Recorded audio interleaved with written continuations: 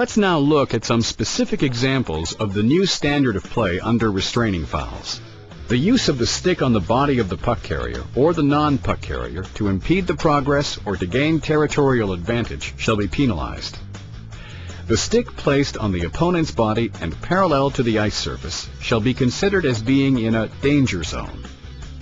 Once the stick is in this position, any tug, pull, or poke of consequence shall be penalized.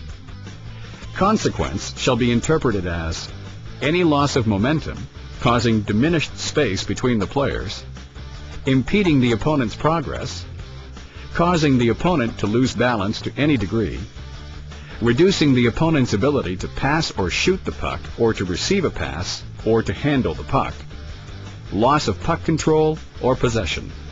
Placing the stick between the opponent's legs shall be considered as in a danger zone. If movement, either lateral or otherwise, is restricted in any fashion, a minor penalty for hooking shall be assessed. Should the opponent be caused to fall by this action, a minor penalty for tripping shall be assessed. Focus on the player white trailing the puck carrier. If we watch the stick of the white defender, we can see that the use of the stick is clearly being used to hook the puck carrier under the arm. The action inhibits the player's ability to handle the puck. A penalty for hooking is to be called. Watch the puck carrier in the neutral zone. The back-checking player reaches out with his stick to tug or hook the attacking player's arm. This type of play is seen many times, and the intent is to slow down the attacker and improve his positioning. Even though the player does not go down, a penalty must be assessed, as any restraining foul that impedes or attempts to impede must be penalized. The consequence of this hook is that the player giving the hook has used it to help him close the gap between the players. A hooking penalty is to be assessed. The white defenseman number 6 plants his feet, locks on, and uses his stick to hook the body and slow the player down. A penalty for hooking must be called. If we watch the player in white who is trailing the puck carrier, the stick comes up to hook the hands and then under the arm, causing the player to fall and lose possession of the puck. This is a hooking penalty. White number 25 goes to play the puck carrier. The stick is used to lock on to the player and then cause the player to fall. A hooking penalty must be called even if the player had not fallen. White number 20 locks up the attacking player with the hooking action as he comes across the blue line, causing him to be impeded in his movement and forces the loss of possession of the puck. Once again, the action and intent are illegal under the new standard of play.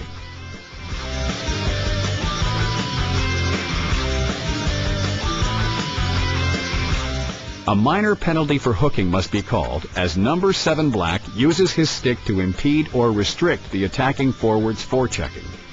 The defensive player cannot impede the forechecker's ability to pursue the puck.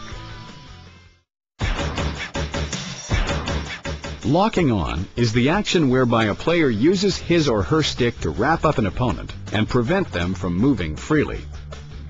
In this situation, we see that white number 3 in front of the net has used his stick to tie up the attacking forward, which inhibits free movement. A minor penalty for hooking will be assessed. The back checker is using his stick to slow down the puck carrier.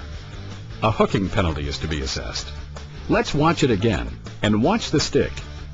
As it gets caught up in the body, the player loses his stick. There is not to be a holding the stick penalty, as this is judged to be incidental. As play begins to go up ice, the white back checker makes an attempt to play the arm and gloves of the puck carrier. No penalty would be called, as the player was not impeded, nor was there a loss of balance or puck control. The second hook caused the loss of balance and loss of possession. The difference is the degree of the hook and the result of the hook, loss of balance and puck control. Penalty for hooking. The clip we see here should have been a penalty call under our rules prior to this new standard of enforcement, as there was no intent to play the puck, and the hook on the body caused a loss of balance and prevented the player from pursuing the puck. We must penalize the illegal use of the stick. Even if the player does not go down, a hooking penalty must be called. The red center impedes the opposing center by having his stick between his legs. This action of having the stick between the legs and impeding the player in any manner must be penalized as hooking. A tripping penalty would be the call if the player were to fall.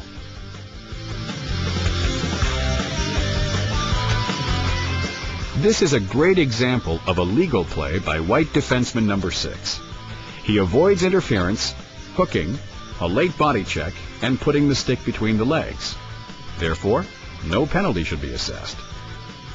We also see how the red back checker makes no hooking action, and we see him use his speed to get up into the play, and this is what is expected in the game this season.